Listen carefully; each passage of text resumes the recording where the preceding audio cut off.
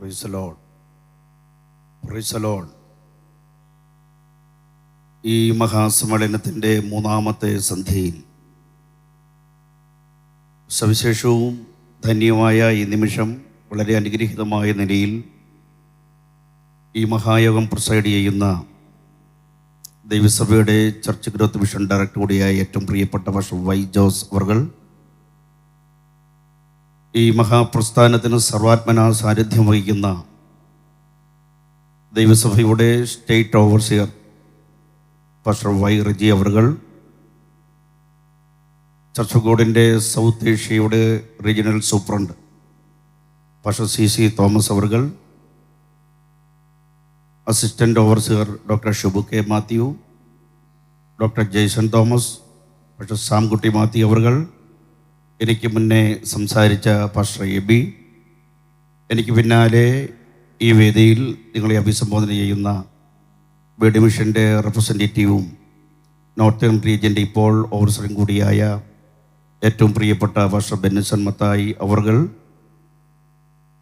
വേദിയിലും സദസ്സിലുമായിരിക്കുന്ന അനുഗ്രഹീതരായ കർദാസന്മാർ, ദൈവസഭയുടെ state council അംഗങ്ങൾ, സെൻട്രൽ പാസ്റ്റർമാർ, ഈ രാത്രി ലൈവ് സംപ്രേഷണത്തിലൂടെ വിവിധ ഇടങ്ങളിൽ നിന്നും ഈ രാത്രിയിലെ ആത്മീയ ശുശ്രൂഷകൾക്ക് സാഗൂതം കാതോർക്കുന്ന എല്ലാ നല്ലവരായ ശ്രോതാക്കൾക്കും എൻ്റെ ആത്മീയ ശുശ്രൂഷയുടെ പ്രയാണത്തിൽ പ്രാർത്ഥന കൊണ്ടും എല്ലാ പിന്തുണയും നൽകി സഹകരിക്കുന്ന എൻ്റെ പ്രാദേശിക സഭയുടെ ശുശ്രൂഷകൻ പാസ്റ്റർ ലിജു അബ്രഹാം അവർകൾ, എൻ്റെ സെൻട്രൽ പാസ്റ്റർമാരായ പാസ്റ്റർ ജോസഫ് സാം, പാസ്റ്റർ വിനോദ് ജേക്ക അടക്കമുള്ള എല്ലാവരെയും ഈ സമയം വിനയപൂർവ്വം നന്ദി അറിയിച്ചുകൊണ്ട് ഇന്ന് രാത്രിയിൽ എല്ലാവരെയും ഒരിക്കൽ കൂടി ധന്യനായ യേശുക്രിസ്തുവിൻ്റെ വന്യവും പരിശുദ്ധമായ നാമത്തിൽ സ്നേഹപൂർവ്വം അഭിവാദ്യം ചെയ്യുകയാണ്.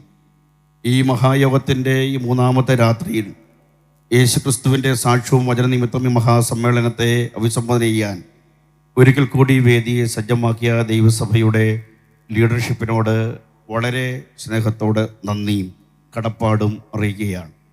ഇതിനോടകം തന്നെ ഒട്ടനവധി പ്രഭാഷണങ്ങൾ ഈ വേദിയിൽ പകലും രാത്രിയുമായി നടന്നു കഴിഞ്ഞു. എല്ലാ ശുശ്രൂഷകളും വളരെ കിടയറ്റ, കരുത്തുറ്റ, അനുഗ്രഹീതമായ ശുശ്രൂഷകളാണ്. എല്ലാ പ്രസംഗങ്ങളും ഞാൻ കേൾക്കുന്നുണ്ട്. പകലത്തെ പ്രസംഗങ്ങളൊക്കെ ഏറ്റവും ഔട്ട്സ്റ്റാൻഡിംഗ് ആയിട്ടുള്ള പ്രസംഗങ്ങളാണ്. ഏറ്റവും അനുഗ്രഹീതമായ എക്സ്പോസിഷനാണ് അനുഗ്രഹീതരായ കർദാസന്മാർ നടത്തുന്നത്. എല്ലാവരെയും ഓർത്ത ദൈവത്തെ സ്തുതിക്കുകയും കർത്താവിനെ മഹത്വപ്പെടുത്തുകയും ചെയ്യുന്നു. ഇന്ന് രാത്രിയിലും വളരെ പ്രാർത്ഥനയോടെ ദൈവത്തിൻ്റെ സന്നിധാനത്തിൽ നമുക്കായിരിക്കാം.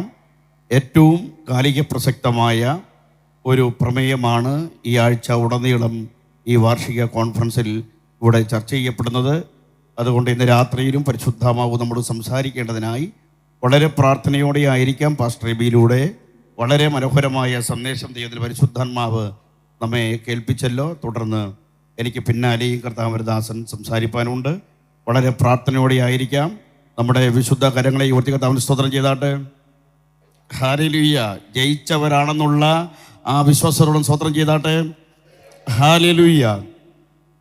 ക്രൈസ്തവ സഭയ്ക്ക് ദാർശനികമായി അടിത്തറയിട്ട അനുഗ്രഹീതനായ എഴുത്തുകാരനാണ് ധന്യനായ പൗലോസ്. പൗലോസിൻ്റെ തൂലിക വിന്യാസത്തിലൂടെ എബ്രായ ലേഖനമടക്കം, എബ്രായ ലേഖനത്തിൻ്റെ കർത്തൃത്വത്തെക്കുറിച്ച് ഡിബേറ്റ് ഉണ്ടെങ്കിൽ തന്നെയും എബ്രായ ലേഖനമടക്കം 14 ലേഖനങ്ങൾ ക്രൈസ്തവ സഭയ്ക്ക് നൽകിയ എഴുത്തുകാരനാണ് പൗലോസ്. ആ പൗലോസിൻ്റെ ലേഖനങ്ങളിൽ 5 ലേഖനങ്ങൾ ക്രിസ്തുവിജ്ഞാനീയ ലേഖനങ്ങളാണ്. എഫേസ്യ ലേഖനം, ഫിലിപ്പിയ ലേഖനം, കൊലോസ്യ ലേഖനം, ഫിലോമോന്റെ ലേഖനം, എബ്രായ ലേഖനം. അതിൽ രക്ഷാസിദ്ധാന്തം അവതരിപ്പിക്കുന്ന 3 ലേഖനങ്ങളാണ് റോമാലേഖനവും ഗലാത്യ ലേഖനവും അതുപോലെ തന്നെ കൊരിന്ത്യ ലേഖനവും. അത് റോമാലേഖനത്തിലെയും ഗലാത്യ ലേഖനത്തിലെയും വിഷയം വിശ്വാസത്താൽ നീതീകരണം എന്നുള്ള കാര്യവും അതിൻ്റെ വിശദീകരണവുമാണ്. എന്നാൽ കൊരിന്ത്യ ലേഖനത്തിൽ വിശുദ്ധീകരണം എന്ന് പറയുന്ന വിഷയമാണ് അവതരിപ്പിക്കുന്നത്. അദ്ദേഹത്തിൻ്റെ വൈദിക ലേഖനങ്ങളാണ് 1-2 തീമോത്തിയോസ്, തീത്തോസ് ലേഖനങ്ങൾ. എസ്കറ്റോളജി ചർച്ച ചെയ്യുന്ന ഏകലേഖനം തെസ്സലോനിക്ക ലേഖനമാണ്. അങ്ങനെ 14 ലേഖനങ്ങളിലൂടെ ഏറ്റവും പ്രൗഢഗംഭീരമായ പ്രമേയ അവതരണത്തിലൂടെ ക്രൈസ്തവ സഭയുടെ പ്രത്യാശാ നിർഭരമായ സന്ദേശങ്ങൾ കൈമാറിയ കർത്താവിൻ്റെ ദാസൻ്റെ ഏറ്റവും അനുഗ്രഹീതമായ ലേഖനമാണ് റോമാലേഖനം. ഈ ലേഖനം സുവിശേഷ ലേഖനമെന്നും സുവിശേഷ പ്രകടന പത്രികയെന്നും ഇതിനെ ഈ പൗലോസിൻ്റെ ബൈബിളിലെ 5-ാമത്തെ സുവിശേഷമെന്നും അറിയപ്പെടുന്നുണ്ട്. കാരണം 4 സുവിശേഷങ്ങൾ വായിച്ചു വരുമ്പോൾ അതിൻ്റെ വിശദീകരണമായി റോമാലേഖനത്തിൽ സുവിശേഷം കൃത്യമായി സ്ഥിരീകരിക്കുന്നുണ്ട്. നീതീകരണത്തെക്കുറിച്ച്, വിശുദ്ധീകരണത്തെക്കുറിച്ച്, തേജസ്കരണത്തെക്കുറിച്ച്, രക്ഷയുടെ വിവിധ തലങ്ങളെക്കുറിച്ച്, അങ്ങനെ രക്ഷാവിജ്ഞാനിയും വളരെ മനോഹരമായി അവതരിപ്പിച്ചിരിക്കുന്ന ലേഖനമാണ്. നിങ്ങൾക്കറിയാം, പ്രൊട്ടസ്റ്റന്റ് നവോത്ഥാനത്തിന് തുടക്കം കുറിച്ചത് റോമാലേഖന വായനയാണ്. 1517 ഒക്ടോബർ മാസം 31-ാം തീയതി മാർട്ടിൻ ലൂതർ തൻ്റെ ഗ്രീക്ക് ബൈബിൾ വായിച്ചു കൊണ്ടിരിക്കുകയാണ്. ആ ബൈബിൾ വായിച്ചപ്പോൾ 1-ാം അധ്യായം 17-ാം വാക്യം, എൻ്റെ നീതിമാൻ വിശ്വാസത്താൽ ജീവിക്കും. ഈ വാക്യമാണ് പ്രൊട്ടസ്റ്റന്റ് നവോത്ഥാനത്തിന് തുടക്കം കുറിച്ചത്. എൻ്റെ നീതിമാൻ വിശ്വാസത്താൽ ജീവിക്കുമെന്നുള്ള വാക്യവായനയിലൂടെ അദ്ദേഹത്തിന് മനസ്സിലായി, കർമ്മമാർഗങ്ങളിലൂടെ അല്ല രക്ഷ, കർമ്മകാണ്ഡങ്ങളിലൂടെ അല്ല രക്ഷ, അനുഷ്ഠാന കലകളിലൂടെ അല്ല രക്ഷ.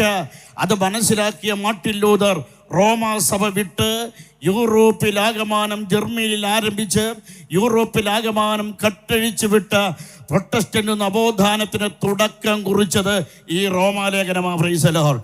ആ മാർട്ടിൻ ലൂതർ റോമാലേഖനം വായിച്ചത് കൊണ്ടാണ് 500 വർഷം പിന്നിട്ട് പ്രൊട്ടസ്റ്റന്റ് നവോത്ഥാനത്തിൻ്റെ തുടർച്ചയുടെ ഭാഗമായി പെന്തക്കോസ്തുകാരായി ഇന്ന് രാത്രി നാം ഇവിടെ ആയിരിക്കുന്ന സ്തോത്രം. അങ്ങനെ വിറ്റംബർഗ് പള്ളിയുടെ ഭിത്തിമേൽ എഴുതി വെച്ചു, കർമ്മമാർഗം അല്ല രക്ഷ. ആരെങ്കിലും പുതിയ ആളുകൾ പ്രസംഗം കേൾക്കാൻ ഈ ജനറൽ കൺവെൻഷൻ വന്നിട്ടുണ്ടെങ്കിൽ വളരെ കൃത്യമായി പറയട്ടെ, അവിടെയാണ് പ്രൊട്ടസ്റ്റന്റ് സ്പിരിച്വാലിറ്റിയുടെ ദൈവശാസ്ത്രം അവതരിപ്പിക്കുന്നത്. വിറ്റംബർഗ് പള്ളിയുടെ ഭിത്തിമേൽ അദ്ദേഹം എഴുതി വെച്ചു, പ്രൈമസി ഓഫ് ദ ബൈബിൾ. ബൈബിളിനാണ് അധികാരം, പോപ്പിനല്ല, പാരമ്പര്യങ്ങൾക്കല്ല, തിരുവെഴുത്തിനാണ് അധികാരം, സോളാ സ്ക്രിപ്ചർ. മാത്രമല്ല, പ്രീസ്റ്റ്ഹുഡ് ഓഫ് ദി ബിലീവേഴ്സ്, സഭയ്ക്കാണ് പൗരോഹിത്യം. ഇത് ഉയർത്തിപ്പിടിച്ചുകൊണ്ട് ശക്തമായി അദ്ദേഹം മുന്നോട്ട് വന്നു. അതിന് പ്രേരകമായത് റോമാലേഖനമാണ്. മാർട്ടിൻ ലൂതറിന് മാത്രമല്ല, ജോൺ വെസ്ലിക്കും അതുപോലെ തന്നെ ടിൻഡെയിൽ അടക്കമുള്ള നവീകരണ നക്ഷത്രങ്ങളെ സ്വാധീനിച്ച പുസ്തകമാണ് റോമാലേഖനം. അത് ഈ ആഴ്ച മുഴുവൻ ചർച്ച ചെയ്യാൻ പ്രിയമുള്ളവരെ ദൈവം നമുക്ക് അവസരം നൽകിയിരിക്കുകയാണ്. നമ്മെ രക്ഷിച്ച മാർഗം, നമ്മളെ നീതീകരിച്ച മാർഗം, നമ്മളെ വിശുദ്ധീകരിച്ച മാർഗം, നമ്മളെയെല്ലാം ഇങ്ങനാക്കിയ ഒരു മാർഗത്തിന്റെ പേരാണ് ക്രിസ്തീയ മാർഗം എന്ന് പറയുന്ന. Price the lord. ആ ക്രിസ്തീയ ദൈവശാസ്ത്രത്തിന്റെ ദാർശനികമായ അടിത്തറയാണ് റോമാലേഖനം എന്ന് പറയുന്നത്. അത് രൂപപ്പെടുത്തിക്കൊണ്ടുവന്നത് നിങ്ങൾക്കറിയാം, മാർട്ടിൻ ലൂതറിന്റെ ലൂതറൻ തിയോളജിയുടെ ദാർശനികമായ അടിത്തറയും അതൊക്കെ തന്നെയായിരുന്നു. അതിനോട് സംവാദം നടത്തി രൂപപ്പെടുത്തി വന്ന റീഫോംഡ് പെന്തക്കോസ്റ്റ് തിയോളജിയാണ് നമ്മുടെ ദൈവശാസ്ത്രം. പെന്തക്കോസ്തുകാരാകാൻ അഭിമാനത്തോടെ പറയാൻ ഇന്ന് രാത്രി നമുക്ക് കഴിയണം. ദൈവം അതിന് നൽകിയ ഭാഗ്യത്തെ ഒരു കരമത്തി സ്വതന്ത്രം ചെയ്താട്ടെ. ഹല്ലേലൂയ. ലോകത്തെമ്പാടും ഇന്ന് ആഞ്ഞടിച്ചുകൊണ്ടിരിക്കുന്ന ശക്തമായ ഒരു മുന്നേറ്റമാണ് പെന്തക്കോസ്റ്റ് മുന്നേറ്റം എന്ന് പറയുന്നത്. അതിന് ദൈവശാസ്ത്രപരമായ ഒരു പരിപ്രേക്ഷ്യം ഈ റോമാലേഖനത്തിൻ്റെ വിശാലമായ ക്യാൻവാസിലുണ്ട്. ഈ റോമാലേഖനത്തിൽ ചില കാര്യങ്ങൾ വേഗം പറഞ്ഞാൽ വാക്കുകൾ അവസാനിപ്പിക്കാം. പ്രിയമുള്ളവരെ, ഞാൻ പറഞ്ഞല്ലോ, വിശ്വാസത്താൽ നീതീകരണം എന്നുള്ളതാണ് ഇതിൻ്റെ സന്ദേശം. 1-ാം അധ്യായം മുതൽ 8-ാം അധ്യായം വരെ നീതീകരണം, വിശുദ്ധീകരണം, തേജസ്കരണം എന്ന് പറയുന്ന പ്രമേയമാണ്. 9, 10, 11 അധ്യായങ്ങൾ ഇടയ്ക്കുള്ളൊരു ബ്രൈറ്റ് അധ്യായമാണ്. 9-ാം അധ്യായത്തിൽ യഹൂദന്റെ ഇലക്ഷനാണ്, തെരഞ്ഞെടുപ്പ്. 10-ാം അധ്യായത്തിൽ യഹൂദന്റെ റിജക്ഷനാണ്, അവന്റെ തിരസ്കരണം. 11-ാം അധ്യായത്തിൽ യഹൂദന്റെ റെസ്റ്റോറേഷനാണ്, അവന്റെ യഥാസ്ഥാപനമാണ്. ഇതാണ് 9, 10, 11 അധ്യായങ്ങൾ. 12 മുതൽ 16 വരെ പ്രായോഗികമായ വിഷയങ്ങൾ പറയുകയാണ്. അത് പൗലോസിന്റെ എഴുത്തിന്റെ ശൈലിയാണ്. ആദ്യം സിദ്ധാന്തം പറയും, പിന്നീട് അദ്ദേഹം പ്രായോഗികമായ കാര്യം പറയും. ആദ്യം തിയറി പറയും, പിന്നെ പ്രാക്ടിക്കൽ പറയും. ഈ കാര്യങ്ങൾ വിശദീകരിക്കുകയാണ്. ആരാധന എന്താണ്, ക്രൈസ്തവന്റെ ധർമ്മം എന്താണ്, അവന്റെ കടപ്പാടുകൾ എന്താണ്, അവന്റെ ബന്ധങ്ങൾ എങ്ങനെയാണ്, ഇതെല്ലാം വളരെ കൃത്യമായി അവതരിപ്പിച്ചിരിക്കുന്ന മനോഹരമായ ലേഖനമാണ്. പക്ഷേ 3-ാം അധ്യായം മുതൽ 8-ാം അധ്യായം വരെ ഒരു കോഴ്സാണ്. അത് 3-ാം അധ്യായം മുതൽ നാം പ്രസംഗിക്കേണ്ടതായിട്ടുണ്ട്. കാരണം 3-ാം അധ്യായം മുതൽ പറഞ്ഞു വരുന്ന സകല കാര്യങ്ങളുടെയും ക്ലൈമാക്സ് ആണ് 8-ാം അധ്യായം എന്ന് പറയുന്നത്. എഴുത്തുകാരൻ്റെ മനസ്സിലൂടെ ഒരു ഫ്ലാഷ് ബാക്ക് ഓൾഡ് ടെസ്റ്റ്മെന്റ് കടന്നു പോകുന്നുണ്ട്. എന്നത് പറഞ്ഞാൽ, ഇസ്രായേൽ മക്കൾ ചെങ്കടൽ കടന്ന് ന്യായപ്രമാണം ഏറ്റുവാങ്ങി പിന്നീട് പ്രോമിസ് ലാൻഡിലേക്ക് പ്രവേശിച്ചതുപോലെ 6-ാം അധ്യായത്തിൽ ഞങ്ങളുടെ സ്നാനത്തിന് മുൻകുറിയാണല്ലോ. സ്നാനമേറ്റ് 7-ാം അധ്യായത്തിൽ ലോയാണ് പറയുന്നത്, ന്യായപ്രമാണത്തെ കുറിച്ച് ചർച്ച ചെയ്ത് 8-ാം അധ്യായത്തിൽ വാഗ്ദത്തത്തിൽ പ്രവേശിക്കുന്ന ജനത്തെ പോലെ ഏറ്റവും അനുഗ്രഹീതമായ ആത്മാവിലുള്ള ക്രൈസ്തവ ജീവിതത്തിന്റെ ഏറ്റവും ആത്യന്തികമായ വിജയം പറയുകയാണ്. പ്രിയമുള്ളവരെ, നമ്മൾ തോറ്റവരല്ല, നമ്മൾ വിജയിച്ചവരാണ്. Price the Lord. ഇതിൻ്റെ ഏകദേശം 5-6 ട്രാൻസ്ലേഷൻ ഞാൻ പരിശോധിക്കുകയുണ്ടായി. ഏറ്റവും മനോഹരം വിജയികളിൽ വിജയികളായിരിക്കുന്നു എന്നുള്ളതാണ്. ഇന്ന് രാത്രി കേവലം വിജയികളല്ല, നിങ്ങൾ വിജയികളിൽ വിജയികളാണ്. Praise the lord. അങ്ങനെയുള്ള വിജയികളാക്കി ദൈവം നമ്മളെ മാറ്റിയിരിക്കുകയാണ്. നമ്മളെ ഇതിൽ നിന്നും മാറ്റാൻ ഒരു ശക്തിക്കും കഴിയത്തില്ല. പ്രിയമുള്ളവരെ, നിങ്ങൾ നോക്കൂ, 7-ാം അധ്യായം അവസാനിക്കുന്നത് ഒരു ടെൻഷനിലാണ്, ആകുലതയോട്, ആന്തരിക സംഘർഷത്തോട്, അതുപോലെ തന്നെ ആശങ്കയോട്, നിരാശയോട്, ആന്തരികമായ പോരാട്ടങ്ങളിലൂടെ ഒരു നിരാശയോടും ആശങ്കയോടും കുറ്റബോധത്തോടും കൂടി 7-ാം അധ്യായം അവസാനിക്കുകയാണ്. പക്ഷേ 7-ാം അധ്യായത്തിൽ ഒരു സൂചന നൽകുന്നുണ്ട്. 25-ാം വാക്യം, യേശു ക്രിസ്തു മുഖാന്തരം ദൈവത്തിന് സ്തോത്രം. അതിൻ്റെ എക്സ്പ്ലനേഷനാണ് 8-ൽ ആരംഭിക്കുന്നത്. 7-ാം അധ്യായം 24-ാം വാക്യം വരെ കുറ്റബോധത്തിന്റെ തടവറയിലാണെങ്കിൽ, പരാജയ ഭീതിയിലാണെങ്കിൽ, നിരാശയിലാണെങ്കിൽ എഴുത്തുകാരൻ പറയുകയാണ്, അതിൽ കുടുങ്ങി കടക്കാനല്ല പ്രിയമുള്ളവര്, പിന്നെ യേശു ക്രിസ്തു മുഖാന്തരം ജയമുണ്ട്. ഹല്ലേലൂയ. അതിന്റെ എക്സ്പ്ലനേഷനാണ്, അതിന്റെ വിശദീകരണമാണ് 8-ാം അധ്യായം മുഴുവൻ. യേശു ക്രിസ്തു മുഖാന്തരം ദൈവത്തിന് സ്തോത്രം. കാരണം ഇന്ന് രാത്രി ആരും കുറ്റബോധത്തിന്റെ തടവറയിൽ ആരും കടക്കണ്ട, നിരാശയോട് മടങ്ങി പോകണ്ട, തലകുനിച്ചവരായി പോകണ്ട, ഭയത്തോടെ പോകണ്ട, ആന്തരിക സംഘർഷങ്ങളോട് പോകണ്ട, സമ്മർദ്ദങ്ങളോട് പോകണ്ട. ക്രിസ്തു മുഖാന്തരം ഒരു ജയമുണ്ട്. ഹല്ലേലൂയ. അതിന്റെ വിശദീകരണമാണ് അവിടെ ഏറ്റവും കൂടുതൽ പറഞ്ഞിരിക്കുന്നത് ആത്മാവിലുള്ള നമ്മുടെ ജയത്തെ കുറിച്ചാണ്. നിങ്ങൾ നോക്കൂ, 1-ാം അധ്യായം മുതൽ 7-ാം അധ്യായം വരെ 5 പ്രാവശ്യമേ പരിശുദ്ധാത്മാവിനെ കുറിച്ച് പറയുന്നുള്ളൂ. പക്ഷെ 8-ാം അധ്യായത്തിൽ 20 പ്രാവശ്യം പറയുന്നുണ്ട്. നിങ്ങൾക്ക് കാര്യം പിടികിട്ടി കാണും. 1-ാം അധ്യായം 8-ാം അധ്യായം വരെ 5 പ്രാവശ്യമേ ഹോളി സ്പിരിറ്റിനെ കുറിച്ച് പറയുന്നുള്ളൂ. പക്ഷെ 8-ാം അധ്യായം മുഴുവൻ 20-ലധികം പ്രാവശ്യം പറയുന്നുണ്ടെങ്കിൽ ആത്മാവിലാണ് നമുക്ക് ജയമുള്ളത്. ആത്മാവിലാണ് നമുക്ക് ഇതിനുമെല്ലാം ജയമുള്ളത്. ഇന്ന് രാത്രി പ്രിയമുള്ളവര്, നമ്മൾ പരിശുദ്ധാത്മാവിൽ വിശ്വസിക്കുന്നവരാണ്, കൃപാവരങ്ങളിൽ വിശ്വസിക്കുന്നവരാണ്. ഇന്ന് രാത്രി നമ്മൾ രോഗശാന്തിയിൽ വിശ്വസിക്കുന്നവരാണ്, പ്രവചനത്തിൽ വിശ്വസിക്കുന്നവരാ. കൃപാവരങ്ങളൊന്നും നിന്ന് പോയിട്ടില്ല. നിങ്ങൾ വിശ്വസിക്കുന്നുണ്ടോ? അങ്ങനെ ഇന്ന് രാത്രി കരമതി സ്വതന്ത്രം ചെയ്താട്ടെ. ഒരു കൃപാവരങ്ങൾ നിന്ന് പോയിട്ടില്ല. ഇന്നും അതുപോലെ തന്നെ സംഭവിക്കുന്നു. Price the Lord. എന്നിട്ട് പറയുകയാണ്, അതുകൊണ്ട് there is no condemnation. എന്താ കാരണം? Because of atonement. പ്രായശ്ചിത്ത ബലി സംഭവിച്ചത് കൊണ്ട് നിങ്ങളുടെ ശിക്ഷാവിധി മാറിപ്പോയി. അപ്പോൾ അടുത്തത് പറയുകയാണ്, there is no separation. ഇനി നിങ്ങളെ അകറ്റാൻ പറ്റത്തില്ല. കാരണം എന്താ? Because of Christ love. നിങ്ങളുടെ ശിക്ഷാവിധി മാറ്റിയത് അറ്റോൺമെന്റ് ആണെങ്കിൽ ഈ സ്നേഹത്തെ നിങ്ങളെ വേർപിരിക്കാൻ ഒരു ശക്തിക്കും കഴിയത്തില്ല. പ്രിയമുള്ളവരെ, സ്തോത്രം. ഈ 2 കാര്യങ്ങൾ വിശദീകരിച്ചു വരികയാണ്. യു ക്യാൻ കണ്ടം. നിങ്ങളെ ആർക്ക് കണ്ടം ചെയ്യാൻ പറ്റും? രണ്ടാമത് വാട്ട് സെപ്പറേറ്റ്. എന്തിന് നിങ്ങളെ സെപ്പറേറ്റ് ചെയ്യാൻ പറ്റും? ഇതിന്റെ വിശദീകരണമാണ് 8-ാം അധ്യായത്തിൽ പറയുന്നത്. അതിനകത്ത് ദൈവശാസ്ത്രപരമായ ചില പ്രശ്നങ്ങളുണ്ട്. അതുകൂടെ ഞാൻ ചർച്ച ചെയ്യും. സൂക്ഷ്മതയോട് പോകേണ്ട ഒരു മേഖലയാണ്. പ്രിയമുള്ളവരെ പറയട്ടെ, കാൽവിനിസ്റ്റുകൾ തെറ്റായി ഉപയോഗിക്കുന്ന ഒരു ചാപ്റ്റർ കൂടിയാണിത്. അതുകൊണ്ട് ആ ഭാഗം കൂടി ഞാൻ വിശദീകരിക്കും. സ്തോത്രം. കാരണം എന്തെന്ന് ചോദിച്ചാൽ, നിങ്ങളൊരു കാര്യം മനസ്സിലാക്കണം. ആദ്യം മുതൽ പറഞ്ഞു വരികയാണ്, നിങ്ങൾ ശിക്ഷാവിധി മാറിപ്പോയവരാണ്. There is no condemnation.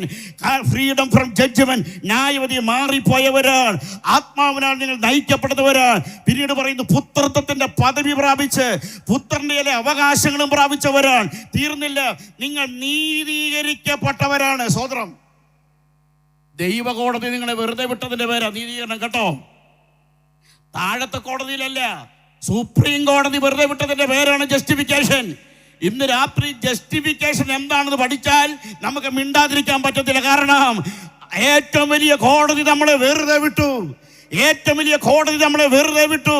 ആ നീതീകരണം പ്രാപിച്ചവർ, മുന്നറിഞ്ഞവർ, മുൻനിർണയിക്കപ്പെട്ടവർ, തെരഞ്ഞെടുക്കപ്പെട്ടവർ, വിളിക്കപ്പെട്ടവർ, ഇതൊക്കെ പറയുകയാണ്.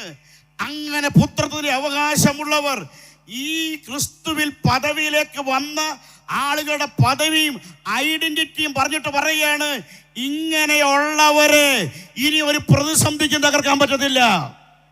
കാരണം നിങ്ങൾ നീതീകരിക്കപ്പെട്ടവരാണ്, നിങ്ങൾ വിശുദ്ധീകരിക്കപ്പെട്ടവരാണ്, നിങ്ങൾ മുന്നറിഞ്ഞവരാണ്, നിങ്ങൾ വിളിക്കപ്പെട്ടവരാണ്, പുത്രത്തിന്റെ അവകാശങ്ങൾ പ്രാപിച്ചവരാണ്.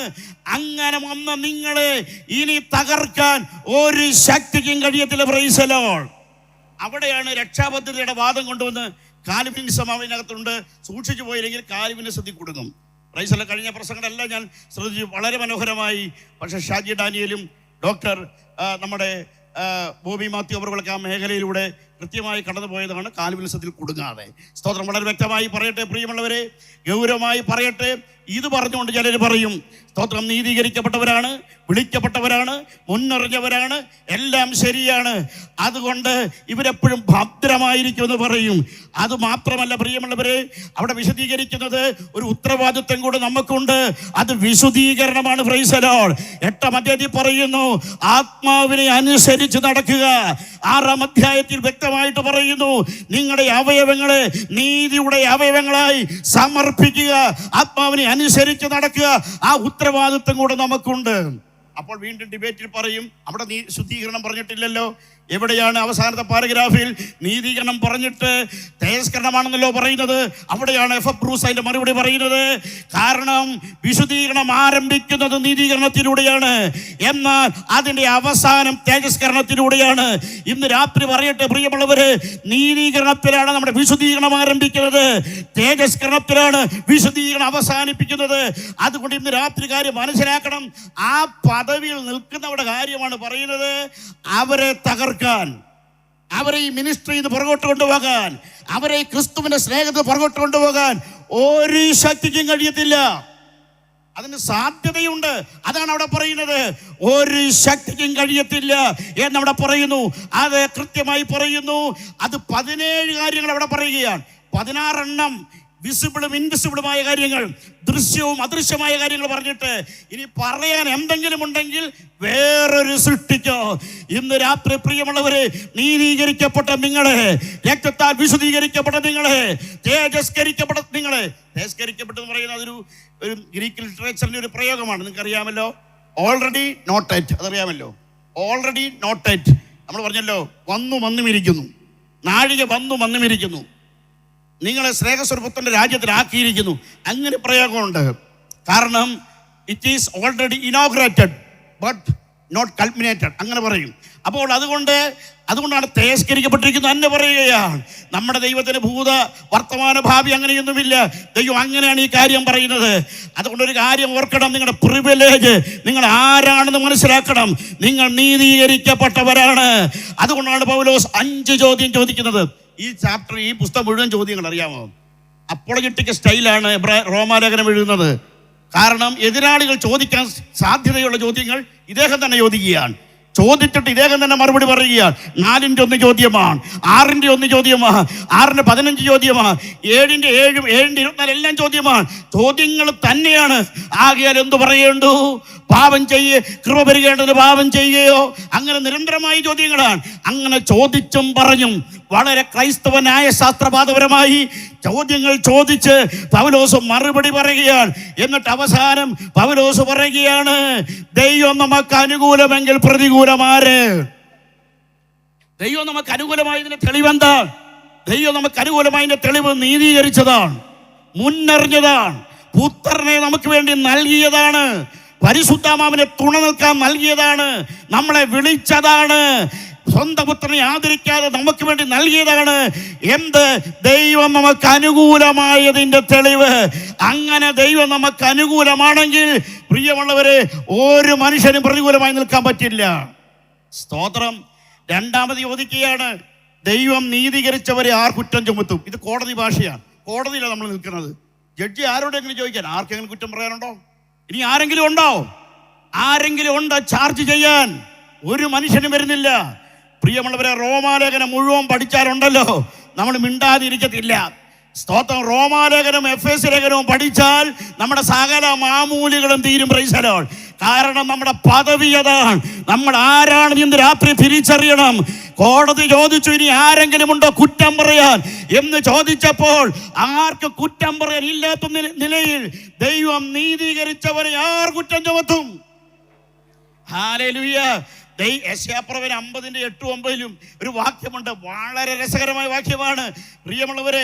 യെശയ്യാപ്രവചനം 50:8-9 വെല്ലുവിളിക്കുക, തൻ്റെ ഇടമുള്ളവർ ഇങ്ങോട്ട് കയറി വന്നാട്ട് കുറ്റം പറയാൻ ചോദിക്കുകയാണ്, കർത്താവിന്റെ തുണയാൻ. അങ്ങനല്ലേ ആ വാക്യം ഉണ്ടോ? നീതീകരിക്കുന്നവൻ സമീപത്തുണ്ട്, എന്നോട് വാദിക്കുന്നവനാർ, നമുക്ക് തമ്മിൽ ഒന്ന് നോക്കാം, എന്റെ പ്രതിയോഗിയാർ, അവൻ ഇങ്ങു വരട്ടെ. ഇതാ യഹോവയായ കർത്താവ് എന്നെ തുണയ്ക്കുന്നു, എന്നെ കുറ്റം വിധിക്കുന്നവനാർ, അവരെല്ലാവരും വസ്ത്രം പോലെ പഴകിപ്പോകും. വെല്ലുവിളിക്കുകയാണ്, തൻ്റെ ഇടമുള്ളവര് കയറി വാ എന്നോട് കുറ്റം പറയാൻ. യെശയ്യാവ് 50:8-9 പറയുകയാണ്, കർത്താവ് എനിക്ക് തുണയാൻ, ദൈവം എന്നെ നീതീകരിച്ചു, ഇനി ആരെങ്കിലും ഉണ്ടോ? വിളിച്ചു ചോദിക്കണം, ആരെങ്കിലും ഉള്ളോ? കോടതി പബ്ലിക്കിൽ, ഓപ്പൺ കോടതിയിൽ വിളിച്ചു ചോദിക്കണം, ആരെങ്കിലും കുറ്റം പറയാനുണ്ടോ? ഇന്ന് രാത്രി എൻ്റെ മുൻപിലും പുറകിലും ഇരിക്കുന്നതോട് പറയുന്നു, സുപ്രീം കോടതി നിങ്ങളെ വെറുതെ വിട്ടതാണ്. ദൈവം നീതീകരിച്ചവനെ ആർ കുറ്റം ചുമത്തും? അപവാദങ്ങൾ പറയട്ടെ, കള്ളക്കഥകൾ പറയട്ടെ, പ്രിയമുള്ള നിർമ്മിക്കപ്പെട്ട സ്റ്റോറികൾ പറയട്ടെ, അതിൻ്റെ എല്ലാം അവസാനം ഉയർപ്പ് വരെയാണ്. നിങ്ങൾക്കറിയാമോ, 5 കോടതി 6 പ്രാവശ്യം വിസ്തരിച്ചു. പീലാത്തോസിന്റെ ഹേരോദാവിന്റെ സിവിൽ കോടതിയിൽ, അന്നഭാവിന്റെ കയ്യഭാവിന്റെ മതകോടതിയിൽ മാറി മാറി വിസ്തരിച്ചിട്ടും ഒരു പെറ്റി കേസില്ലാത്തയാളാണ് നമ്മുടെ കർത്താവ്. പ്രൈസലോ. കള്ളക്കഥയുണ്ടാക്കി, കള്ളസാക്ഷികളെ ഉണ്ടാക്കി, എല്ലാം കൊണ്ടുവന്നിട്ട് അവരപവാദ പ്രചരണം നടത്തി, പിതൃത്വം ചോദ്യം ചെയ്തു, മതപദവി ചോദ്യം ചെയ്തു, രക്തവിശുദ്ധി ചോദ്യം ചെയ്തു, ശുശ്രൂഷ വിവാദമാക്കി, അധികാരം ചോദ്യം ചെയ്തു. എന്നാൽ ഈ കഥകൾക്കെല്ലാം അവസാനം ഞായറാഴ്ച രാവിലത്തെ ഉയർപ്പ് വരെ ഉണ്ടായിരുന്നുള്ളൂ. ഇന്ന് രാത്രി ദൈവസഭയോട് പറയുന്നു, നിന്റെ ഉയർപ്പ് വരെ ഇതിന് അവസാനമുള്ളൂ. ഞായറാഴ്ചത്തെ ഉയർപ്പ് വരെ ഇതിന് അവസാനമുള്ളൂ. കള്ളക്കഥ അന്ന് അവസാനിക്കും, കള്ളപ്രചരണം അന്ന് അവസാനിക്കും, കള്ളസാക്ഷികളുടെ പ്രമേയങ്ങൾ അന്ന് അവസാനിക്കും. ദൈവം നിന്നെ ഉയർപ്പിക്കുന്നൊരു ദിവസമുണ്ട്. എന്നാൽ റിസർഷൻ നടന്നില്ലെങ്കിൽ നിങ്ങൾ ചിന്തിച്ച്, ഹൈപ്പോത്തറ്റിക്കലാ, നിങ്ങൾ റിസർഷൻ നടന്നില്ലെങ്കിൽ ചിന്തിച്ച്, എല്ലാവരും ഇത് വിശ്വസിക്കും, എല്ലാവരും ഇത് വിശ്വസിക്കും കേട്ടോ. പക്ഷെ ഇതിന്റെ ആയുസ് 3 ദിവസമേ ഉള്ളൂ. ദൈവസഭയോട് ഞാൻ പറയുന്നു, പ്രിയമുള്ളവരെ, ഞായറാഴ്ച രാവിലെ റിസർഷൻ നടക്കുമ്പോൾ സകല കള്ളക്കഥകളും പൊളിയും. പ്രൈസലോർഡ്.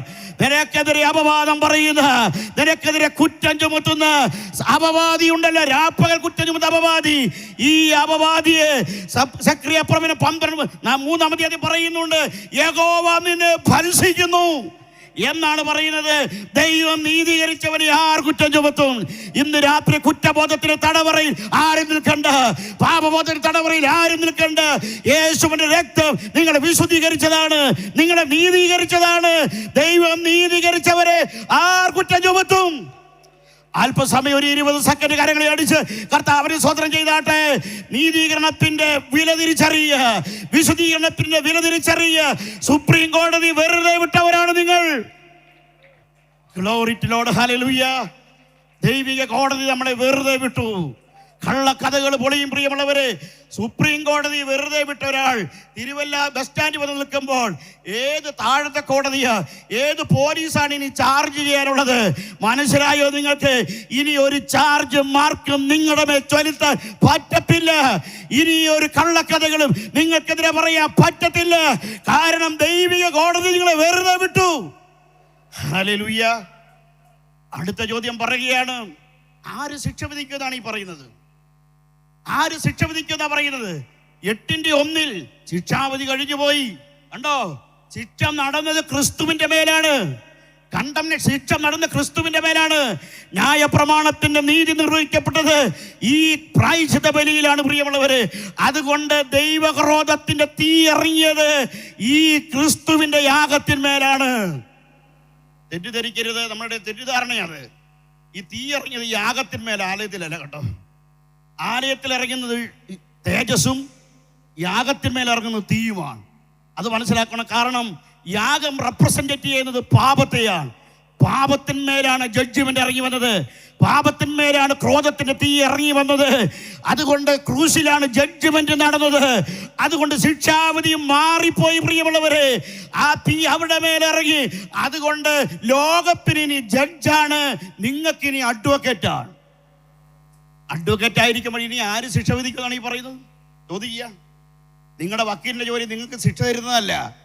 നിങ്ങളുടെ വക്കീലിന്റെ ജോലി നിങ്ങൾക്ക് വേണ്ടി വാദിക്കുന്നതാണ്. നല്ലൊരു സ്തോത്രം പറഞ്ഞാട്ടെ. മനസ്സിലായോ? കർത്തൃമേശയിൽ എന്നും വായിക്കുന്നാലേ ലോകത്തോടുകൂടി ശിക്ഷാവധിയിൽ അകപ്പെടാതിരിക്കേണ്ടതിന് കർത്താവ് നമ്മെ ബാലശിക്ഷ, ലോകത്തിന് ശിക്ഷാവധിയും നിങ്ങൾക്ക് ബാലശിക്ഷമാണെന്നല്ലേ അതിന്റെ അർത്ഥം പ്രിയമുള്ളവര്. അതുകൊണ്ട് സഭയ്ക്ക് ജഡ്ജല്ല, സഭയ്ക്ക് മധ്യസ്ഥനാണ്.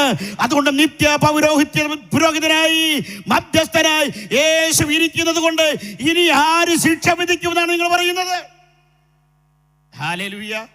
പിന്നെ ചോദിക്കുകയാണ്, പുത്രനെ നൽകിയവൻ സകലതും തരാതിരിക്കുമോ?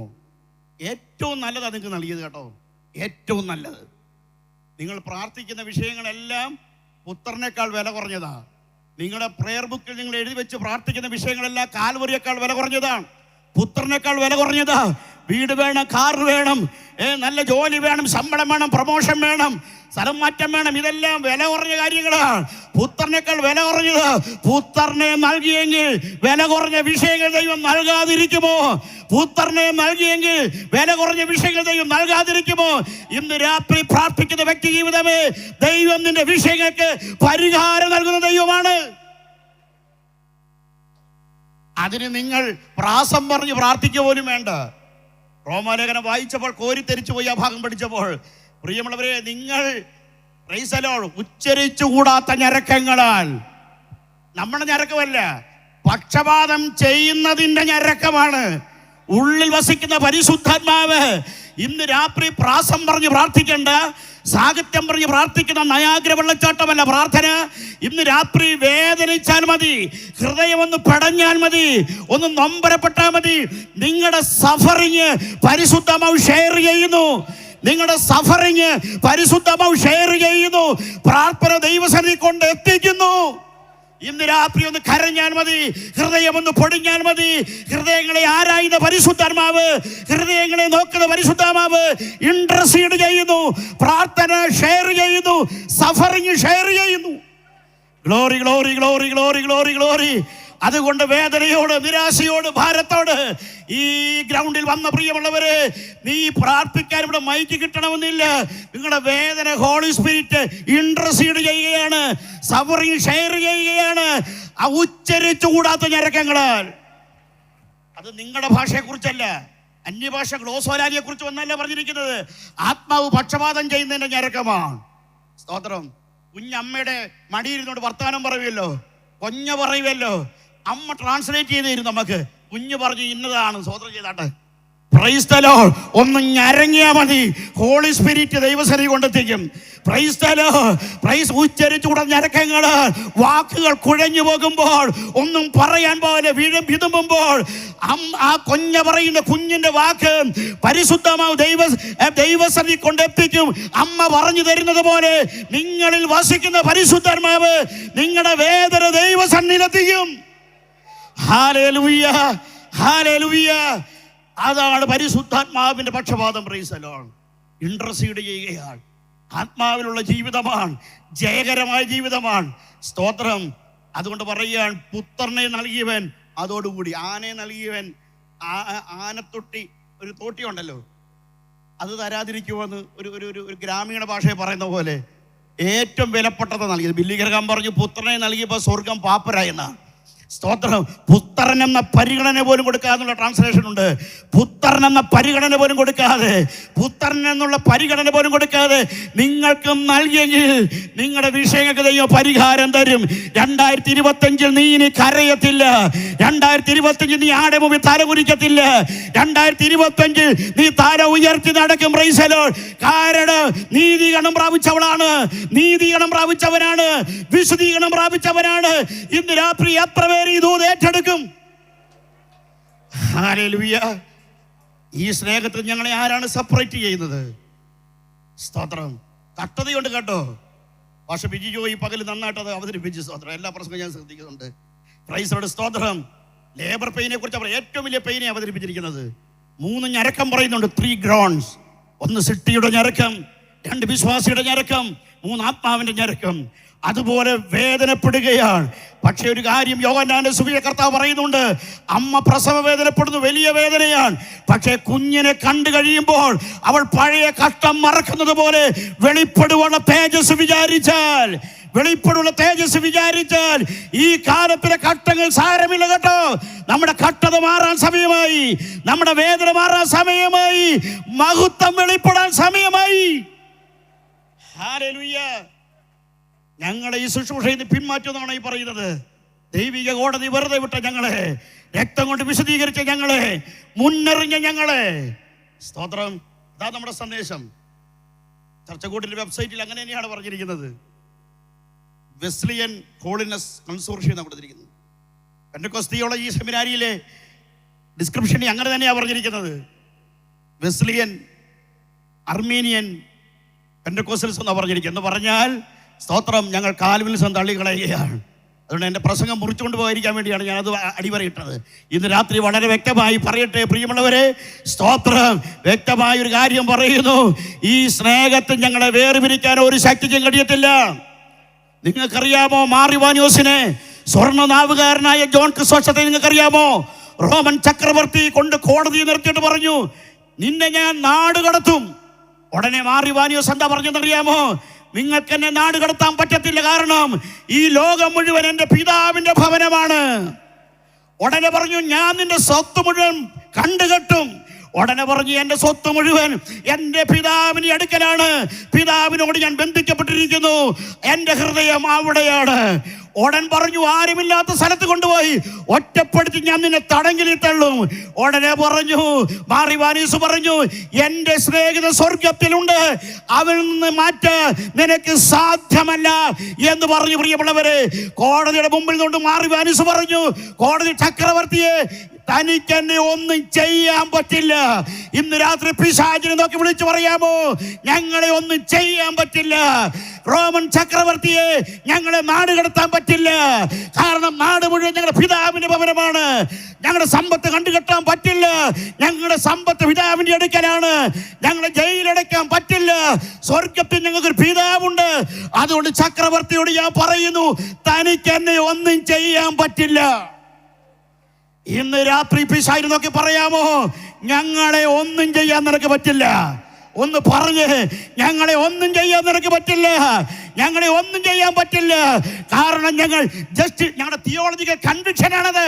ഞങ്ങൾ നീതീകരിക്കപ്പെട്ടവരാണ്, ഞങ്ങൾ വിശദീകരിക്കപ്പെട്ടവരാണ്, ഞങ്ങൾ മുന്നറിയപ്പെട്ടവരാണ്, ഞങ്ങൾ പുത്രത്വ പദവിയുള്ളവരാണ്. അതുകൊണ്ട് ഇതിനൊന്നും ഞങ്ങളെ തകർക്കാൻ പറ്റില്ല. ഹല്ലേലൂയ. ഞാൻ നിർത്തുകയാണ്. ബെന്നിച്ചായനെ പ്രസംഗിക്കണം. ഇത് സാമ്പിൾ പഠിക്കട്ടാണ്. തൃശ്ശൂർ പൂരം വരുന്നേ ഉള്ളൂ. സ്തോത്രം. വളരെ വ്യക്തമായി ഞാൻ പറയട്ടെ പ്രിയമുള്ളവരെ, സ്തോത്രം. 17 കാര്യം പറഞ്ഞിരിക്കുക. വാഴ്ചകൾക്കോ അധികാരങ്ങൾക്കോ ദൂതന്മാർക്കോ, അത് ഫാളനെങ്കിൽ അന്ന് ട്രാൻസ്ലേഷൻ ഉണ്ട്. സ്തോത്രം. ദൂതന്മാർക്കോ ഇപ്പോഴുള്ളതിനോ വരുവാനുള്ളതിനോ, അതോറിറ്റീസ്, അത് ഭരണകൂടമാണെന്നും ട്രാൻസ്ലേഷൻ ഉണ്ട്. സ്തോത്രം. കാരണം അന്ന് സഭ നേരിട്ട ഏറ്റവും വലിയ വിഷയം സ്റ്റേറ്റിന്റെ പീഡനമാണ്, ഭരണകൂടത്തിൻ്റെയാണ്.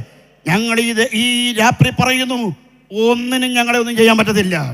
ഈ രാത്രി ഞങ്ങളിവിടെ പ്രസംഗിക്കാൻ നിൽക്കുമ്പോൾ 1999 ജനുവരി 23 ഒരു മനുഷ്യനും കുഞ്ഞുങ്ങളും രക്തസാക്ഷിയായതിൻ്റെ 25ാം വാർഷികത്തിന്റെ രാത്രിയിൽ നിന്നുകൊണ്ട് ഞങ്ങൾ ഈ രാജ്യത്തോട് പറയുന്നു, ഞങ്ങളെ ഒന്നും ചെയ്യാൻ പറ്റില്ല, ഞങ്ങളെ ഒന്നും ചെയ്യാൻ പറ്റില്ല. നിങ്ങൾ കൊന്നുകൊണ്ടിരിക്കും, ഞങ്ങൾ മനുഷ്യരിലേക്ക് പടർന്നുകൊണ്ടിരിക്കും. ഹല്ലേലൂയ. സ്തോത്രം. 25 വർഷം പുറകോട്ട് നോക്ക്, ഇന്ത്യ ഈ സഭ തകർന്നില്ല. 25 വർഷം പുറകോട്ട് നോക്ക്, ഇന്ത്യ ഈ പ്രസ്ഥാനം തകർന്നില്ല, ഇന്ത്യയിൽ ചർച്ചകോട് തകർന്നില്ല. കാരണം ഇത് ദൈവത്തിന്റെ മാർഗമാണ്. ഉയരത്തിനോ ആഴത്തിനോ, അതിനെക്കുറിച്ച് തിയോളജിസ്റ്റിന്റെ വലിയ ഡിബേറ്റാണ്. ഉയരത്തിനോ ആഴത്തിനോ. അസ്ട്രോളജിയുമായി ബന്ധമുണ്ടെന്ന് ചിലർ പറയുന്നുണ്ട്. മനസ്സിലായോ? അസ്ട്രോളജി, ശൈത്താനി സിസ്റ്റം, ജ്യോതിശാസ്ത്രം, വ്യാഴവും ശുക്രനും അത്യുച്ച നിലയിലെത്തുമ്പോൾ നല്ല കാലമാണെന്നൊക്കെ ചിലർ പറയും. അത് മാറി ശനി അത്യുച്ച കോടിയിലെത്തുമ്പോൾ കഷ്ടകാലമാണെന്ന് പറയും. പക്ഷെ ഇന്ന് രാത്രി പൗലോസ് പറയുകയാണ്, അസ്ട്രോളജിക്ക് ഞങ്ങളൊന്നും ചെയ്യാൻ പറ്റത്തില്ല, മന്ത്രവാദത്തിന് ഞങ്ങളൊന്നും ചെയ്യാൻ പറ്റത്തില്ല, അസ്ട്രോണമിക്ക് ഞങ്ങൾ ചെയ്യാൻ പറ്റത്തില്ല, ഖഗോള ശാസ്ത്രത്തിന് ഞങ്ങളൊന്നും ചെയ്യാൻ പറ്റത്തില്ല, ലക്ഷണ വിദ്യയ്ക്കും ഞങ്ങളെ ഒന്നും ചെയ്യാൻ പറ്റത്തില്ല. കാർത്തിയുടെ ചങ്ങല ബന്ധിക്കുന്നവൻ, മകരത്തിന്റെ ബന്ധനങ്ങളെ അഴിക്കുന്നവൻ, സപ്പർശികളെയും മക്കളെയും ചരട് കൊണ്ട് പിടിക്കുന്നവൻ, രാശിചക്രത്തെ ചങ്ങലയിട്ട് പിടിക്കുന്ന നമ്മുടെ ദൈവത്തിന് സകലവും നിയന്ത്രിക്കുന്നു. അതുകൊണ്ട് ഒന്നിനും ഞങ്ങളെ ഒന്നും ചെയ്യാൻ പറ്റില്ല. ഹല്ലേലൂയ, സ്തോത്രം. പക്ഷെ സഫറിങ് ഒരു ഘടകമാണ്. അത് ക്രിസ്ത്യൻ എഡ്യൂക്കേഷൻ്റെ സിലബസിൻ്റെ ഭാഗമാണ്. കഷ്ടത ആരും നിങ്ങൾ നിരാശപ്പെടണ്ട, അതൊന്നും നിങ്ങൾ നിരാശപ്പെടണ്ട. ആ സഫറിങ് മാറും. സ്തോത്രം. അസീസിയിലെ വിശുദ്ധനായ ഫ്രാൻസിസ് എന്നും പ്രാർത്ഥിക്കും, കഷ്ടത തരണമെന്നാണ് പ്രാർത്ഥിക്കുന്നത്. കഷ്ടത തരണമേ, കാരണം ക്രിസ്തുവിൻ്റെ ഘട്ടങ്ങളോട് എനിക്ക് അനുരൂപപ്പെട്ടാലേ എനിക്ക് മഹത്വം പ്രാപിക്കാൻ പറ്റൂ. അസീസിയോട് ചേർന്ന് ഇന്ന് രാത്രി പ്രാർത്ഥിക്കുക, ഞങ്ങൾക്ക് സഫറിങ് തരണമേ, എന്നാലേ ഞങ്ങൾക്ക് ഗ്ലോറി കാണാൻ പറ്റത്തുള്ളൂ. പ്രൈസലോ, മഹത്വം കാണാൻ പറ്റത്തുള്ളൂ. പ്രൈസലോ, കാരാമത്തി സ്വതന്ത്രം ചെയ്താട്ടെ. ഹല്ലേലൂയ, സ്തോത്രം. രാത്രി പ്രിയമുള്ളവരെ, അതുകൊണ്ട് ഈ ആഴ്ചത്തെ റോമാലേഖന പഠനം കഴിയുമ്പോൾ പ്രൈസലോ നമ്മുടെ എല്ലാ പ്രശ്നവും പരിഹരിക്കപ്പെടും. പ്രൈസൽ, ആ ഒരു കൺവിക്ഷനിലേക്ക് നമുക്ക് മടങ്ങി വരാം. പ്രൈസൽ, നമ്മുടെ ശുശ്രൂഷയിൽ നിന്ന്, ഈ സ്നേഹത്തിൽ നിന്ന്, ദൈവമായിട്ടുള്ള ബന്ധമുണ്ടല്ലോ, അരക്കച്ച അരയോട് പറ്റിയിരിക്കുന്നവർ നേരമേ പറഞ്ഞത്, ആ ബന്ധത്തിൽ നിന്ന് അഴിച്ചു മാറ്റാൻ ഭരണകൂടത്തിനോ ഒരു പ്രസ്ഥാനങ്ങൾക്കോ ഒരു പ്രതിസന്ധിക്കോ കഴിയത്തില്ല. ആ സത്യപ്രതിജ്ഞ എടുത്ത് ഈ ക്യാമ്പസ് വിട്ട്, ഈ ഗ്രൗണ്ട് വിട്ട് മടങ്ങി പോകാവൂ. ഒരു പ്രതിസന്ധികളിലും ആരും പുറകോട്ട് മാറരുത്. പ്രൈസലോ, സ്തോത്രം. ജീവനോ മരണത്തിനോ, ജീവനും മരണം പോലെയാണ് കാണുന്നത്. അതുകൊണ്ടാണ് 44 സംഖ്യ 22 എടുത്ത് അവിടെ വെച്ചിരിക്കുന്നത്. ജീവിച്ചാലും വലിയ പ്രയോജനമില്ല. ദിവസേന ആളുകളെ പോലെ അടിക്കുക. വീഡിയോ കാണുന്നില്ലേ? 60 രാജ്യങ്ങളിൽ പീഡനമുണ്ട്. ഉത്തര കൊറിയ മുതൽ ഇന്ത്യ 11ാം സ്ഥാനത്താണ്. പ്രൈസൽ, ആടുകളെ പോലെ ഞങ്ങൾ എണ്ണുന്നു, എന്നും കൊല്ലുകയാണ്. മരണം പോലെ തന്നെയാണ് ഞങ്ങളുടെ ജീവിതം. പക്ഷേ ഞങ്ങൾ പുറകോട്ട് മാറത്തില്ല. ഹല്ലേലൂയ, ഞങ്ങൾ പുറകോട്ട് മാറത്തില്ല. ഞങ്ങളുടെ ദൈവം ഇന്നും ജീവിക്കുന്നു. പ്രൈസലോ, ഞങ്ങളുടെ കോടതി വെറുതെ ഇവിടെ കരപതി സ്വതന്ത്രം ചെയ്താട്ടെ. ശക്തമായിട്ട് ഒന്നുകൂടെ സ്വതന്ത്രം ചെയ്താട്ടെ. ശക്തിയോടെ ഒരിക്കൽ കൂടെ. യുവാനിയോസ് പറഞ്ഞതുപോലെ വിളിച്ചു പറയുക, ഈ ലോകത്തിന് ഞങ്ങളെ ഒന്നും ചെയ്യാൻ പറ്റില്ല. പിശാചേ, നിന്നെ ഞങ്ങൾ വെല്ലുവിളിക്കുന്നു. യുവാനിയോസ് പറഞ്ഞു, നിന്നൊക്കെ ഞങ്ങളെ ഒന്നും ചെയ്യാൻ പറ്റില്ല.